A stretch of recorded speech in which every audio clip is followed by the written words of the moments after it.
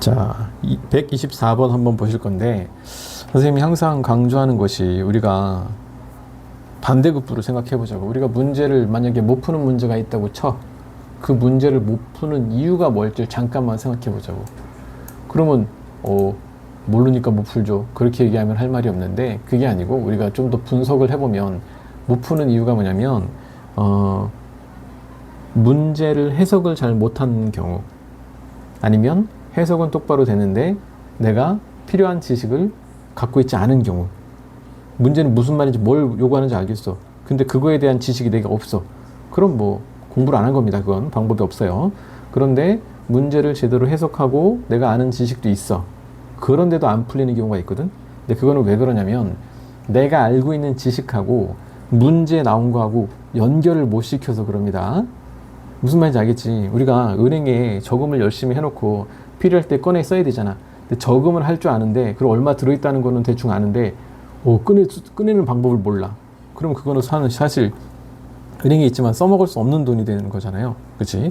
그럼 지식도 우리 머릿속에 우리 개념들을 차곡차곡 정리하는 것도 너무너무 중요하고 반드시 선행되어야 될 일이지만, 그 쌓여있는 지식들을 어떻게 꺼내고 적절할 때 어떤 타이밍에 뭘 꺼내 써야 되는지 그 인출하는 과정이 굉장히 중요합니다. 그래서 맨날 얘기하잖아. 자꾸 말로 얘기해보고 이 문제를 읽을 때도 스스로 문제랑 대화를 하면서 하세요. 그러면 훨씬 더 우리가 자꾸 꺼내는 걸 연습할 수 있게 됩니다. 화이팅 해주시고, 일단 124번 쓸데없는 말이 길어졌는데 124번도 차분하게 문제를 한번 읽어봅시다. 두 직선이 나왔는데 x는 마이너스 1, y는 3이라는 직선이 나왔어. 두 직선이 이루는 각을 2등분한대. 오호, 그렇대. 여기까지만 한번 생각해 볼까? x는 마이너스 1 어떻게 생겼어? 대충 이렇게 생겼죠? x는 마이너스 1 이렇게 생겼어. 그 다음 y는 3, 위치는 어딘지 몰라. 대충 해. 여기 있다고 치자. y는 3 이렇게 돼 있어. 그러면 이 두 직선이 이루는 각이라는 것은 누가 봐도 뭡니까? 90도죠? 여기도 직각, 여기도 직각, 직각 이렇게 되는 거잖아. 근데 이 각을 2등분한대. 2등분. 그러면 방향이 오른쪽 위로 이렇게 2등분하거나 아니면 아래쪽으로 이렇게 2등분하거나 둘 중에 하나일 거 아니야. 그지? 근데 뒤에 마저 읽어보면 뒤에 기울기가 양수인 직선이래. 그럼 언능 지워 이거. 기울기 음수인 거 지우면 되겠지.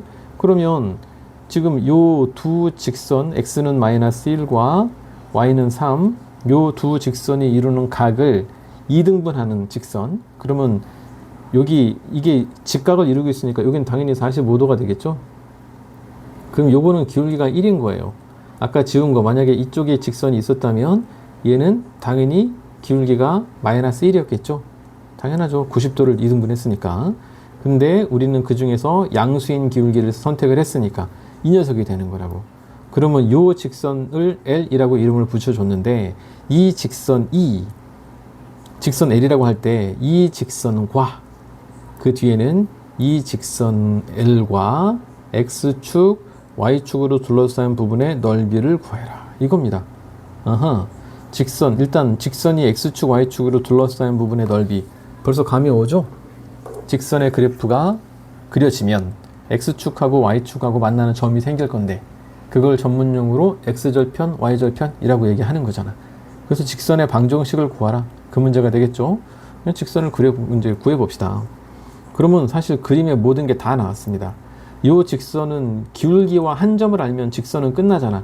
근데 기울기 1이란 거 이미 구했죠. 그 다음에 요거 각을 2등분하니까 요 점 어때? 요 가운데 점, 만나는 점. 이 점 지나겠지. 당연히 그렇겠죠? 그래서 이 L이라는 직선은 지금 기울기는요 1이고요. 여기 두 직선이 이루는 좌표 마이너스 1,3 여기를 지납니다. 이걸 알고 있잖아. 그렇죠? 그러면 우리 재빠르게 하는 방법, 기울기 1이니까 얘는 X라고 표현이 될 거고, 근데 여기다가 마이너스 1을 대입하면 Y가 3이 나와야 돼. 근데 마이너스 1 뒤에 더하기 4를 해줘야 Y가 3이 나오겠지? 끝났네. 요 직선. 그럼 이 직선은 우리가 한번 그려보자. 대충 이렇게 그려주시면 Y는 X 더하기 4는 어떻게 생겼냐면 이렇게 생겼죠. 뭐 이렇게 생겼겠죠 뭐. 제가 어떻게 생겼겠어. 그러면 이제 직선의 좌표 중에 제일 쉬운 거 x절편, y절편을 각각 찾아보면 요 점의 좌표는 마이너스 4,0, 요 점의 좌표는 0,4.